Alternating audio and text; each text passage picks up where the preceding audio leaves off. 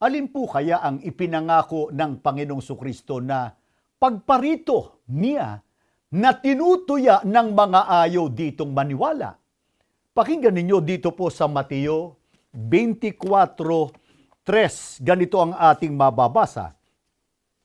At samantalang siya'y nakaupo sa bundok ng mga olibo, ay nagsilapit sa kanya ng bukod ang mga alagad na nagsisipagsabi, "Sabihin mo sa amin, kailan mangyayari ang mga bagay na ito?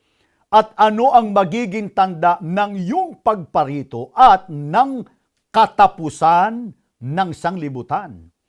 Ang tinutukoy po na pagparito ng ating Panginoong Sukristo ay siya ring katapusan o wakas ng sanglibutan. Sino po ba ang nangako ng ikalawang pagparito ng ating Panginoong Sukristo? Siya mismo, na ito'y itinuro at sinampalatayanan po ng kanyang mga apostol at ng mga unang tapat na Kristiyano.